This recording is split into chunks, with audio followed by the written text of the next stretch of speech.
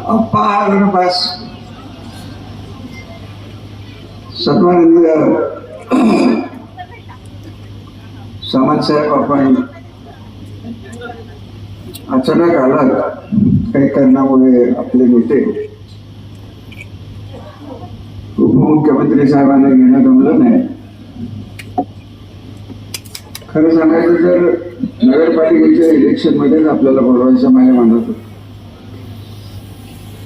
परंतु मला वाटतं की त्या काळात काहीतरी आपली वैद्यकीय अडचण झाली होती, त्यामुळे आपण येऊ शकला नाही. आज आला ते आमचं परम भाग्य. सावंत साहेबांचा परिचय थोडासा करणं गरजेचं आहे की मी 30 वर्ष विधानसभा बघितलेली आहे. विधान परिषदेत 7 वर्ष काम केले.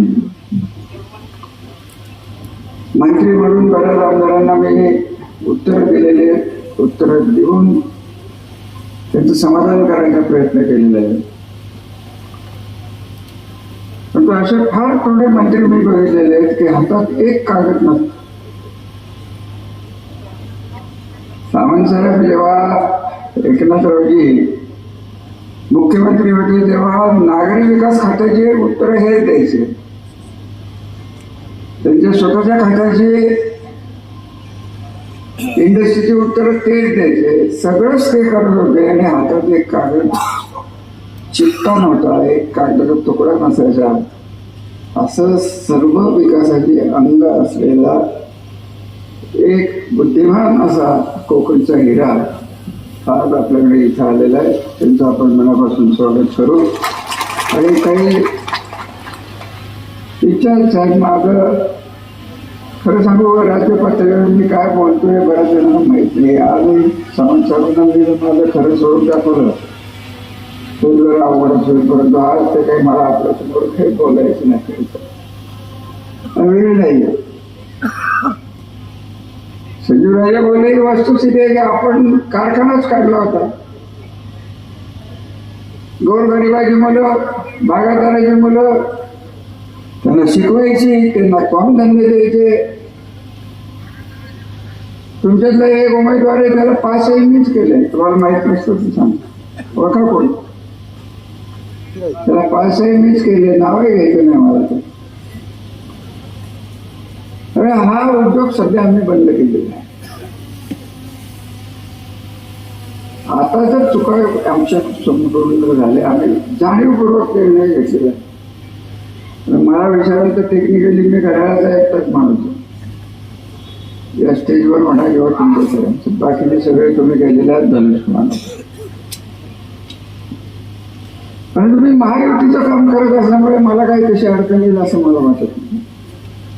धनुष्यबाण एकनाथरावकर महायुतीचे फॉर्मेशनचे कारण असलेले देवेंद्र साहेबांचे सांगायचं तात्पर्य एक आहे की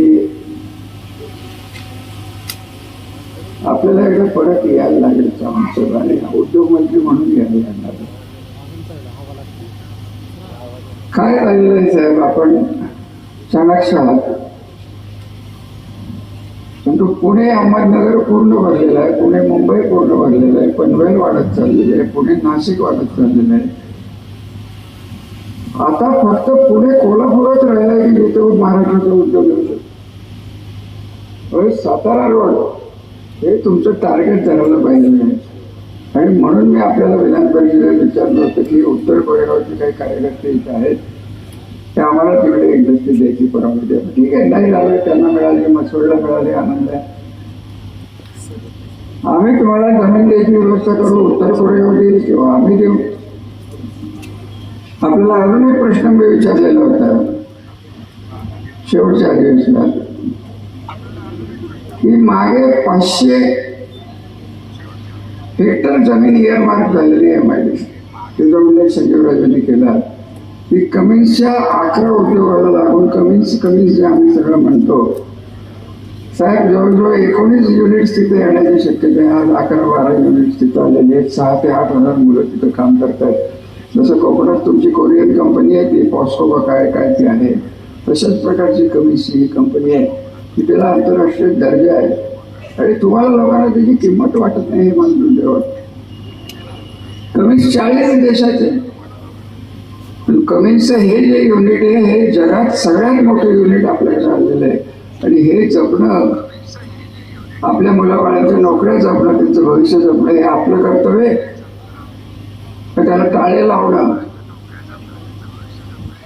हे कर्तव्य आहे. हे एकदा लोकांनी सामाचार वापरण्याशिवाय की तुमच्याकडे उद्योग आहे. आमच्याकडनं अपेक्षा आहे, एकदा तर आमच्याकडनं अपेक्षा आहे. साहेब हे सगळं एक दिशा पकडलेला तालुका आहे, दिशा पकडलेला हा जिल्हा आहे.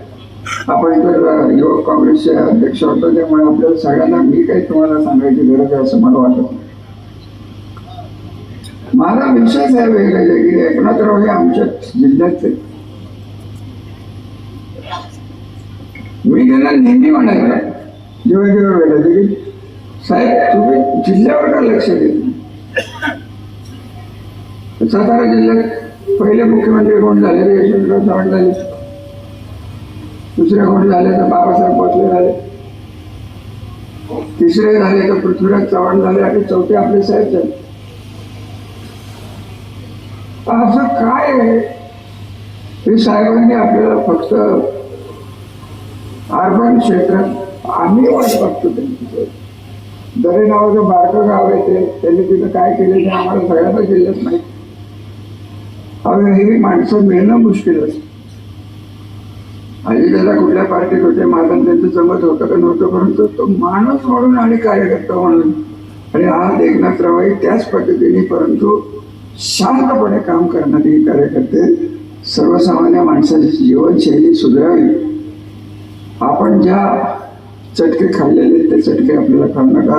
साहेबांचं कार्यक्षेत्र तिकडं आलं पण ठाण्यात असेल, साहेबांच्या विचारसरणी वेगळ्या असेल. आणि खरं सांगायचं झालं जर 95 ते 96 शिवसेनेचं जर मंत्रिमंडळ नसतं आणि मनोहर जोशींनी जर मदत केली नसती तर आमच्या पश्चिम महाराष्ट्रातून सातारा जिल्ह्याचं पाणी ते कधीच कर्नाटकला नांदलं गेलं. मला माहिती आहे कारण मीच त्या सगळ्या वाढले.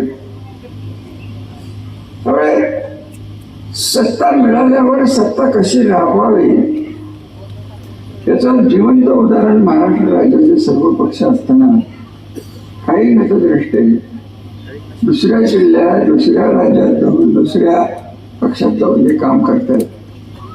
मी कोणासाठी लढतो नाही, मला स्वतःला काय पाहिजे म्हणून लढतो.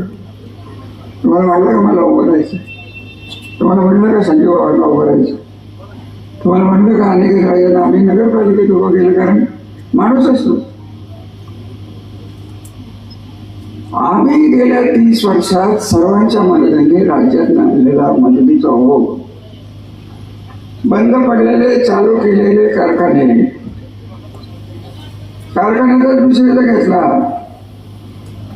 पाण्याचा जो विषय घेतला तर मी सुरुवातीला बघितलं 2च कारखाने, आता 4 झाले. कसे काय झाले? साधा विषय नाही. पाणी आलं म्हणून झालं. 80% पाणी खरं सांगू सांगायचं बारामतीला जेवढं पाणी नाही तेवढं पाणी. हे बाळांना जरा शांत बस, हे बाळांना शांत. हे सगळं टिकवायचं आहे की नाही आपल्याला? हा कारखाना सावंतसाहेब आपण जो बघितला 1932ला सुरू झालेला कारखाना. ऊसाची क्रांती जी झाली त्याचं कारण भाटघर धरण. आम्ही लोक तुमचं पाणी सोडण्यात फार पटायचं कोकण. माडच्या वरचं जे पाणी आहे ते सगळं आमच्याकडे. साहेब सांगायचं तात्पर्य की एकनाथरावांच्याकडनं आमच्या लोकांचं संरक्षण व्हावं. या माणसांनी माझे शब्द फुलासारखे गेलेले. ज्या प्रकारची राजकीय संस्कृती, ज्या प्रकारची राजकीय संस्कृती तिथं वाटते ही संस्कृती आम्हाला टिकवून धरायची आहे, विकास करायचा आहे. आपल्या सगळ्यांची साथ मिळावी.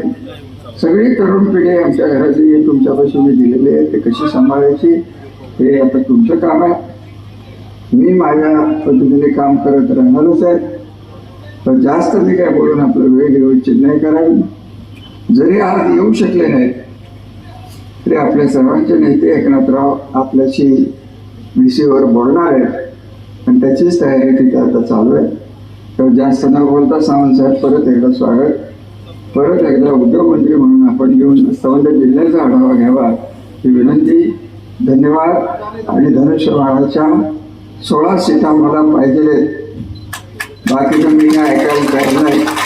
नगरपालिकेत काय झालं तेव्हा ते नंतर बघू आपण. एकच तुम्हाला सांगून जातो, एवढं सगळं उद्योग केले त्यांनी आणि काही राहिलं नाही. पराभवाला सामना झालेला. त्यांना मिळालेले मतं आपल्या मिळालेल्या मतात 1000 मताचा फक्त फरक असतो. त्यामुळे आपली लोक कुठं गेलेली नाही. त्यांनी कशी लोक घेतली हा विषय चर्चेचा आहे. फक्त एकच सावधगिरीची सूचना आहे, ते आमचे जाधव साहेब बोलले की आपण शेवटचे 2 दिवस कमी पडतो चंद्रकांतजी. त्याचं कारण असं आहे की आमच्या लोकांना ही सवय नाही. शेवटचे 2 दिवस तर तुम्ही जपले आणि तुम्हाला माहिती आहे की कोणाचे चिडबाळे येतात तिथं. चांगलं तुम्हाला सगळं माहिती. तेवढं एक जपा. आपण मी आता साहेबांच्या समोर ते बोलणार नाही, माझ्याकडे एक झाले औषध नंतर बोल. तेवढं जपा. विजय आपला, विजय आपला आहे. तो जास्त न बोलता एकनाथरावच्या आशीर्वादाने सर्व जिल्हा व्यवस्थित लागावा. आमची ही तीव्र इच्छा आहे, माझी वैयक्तिक इच्छा आहे की सातारा जिल्हा म्हणून आज 4थ्यांदा आम्हाला जो मान मिळालेला आहे, हा मान कायमस्वरूपी त्यांची कारकीर्द, ती मुख्यमंत्री असेल नाही उपमुख्यमंत्री असेल, सुवर्णाक्षराने महाराष्ट्राच्या इतिहासात नोंदली जावी, एवढीच माझी विनंती आहे परमेश्वराकडे. धन्यवाद. जय महाराष्ट्र.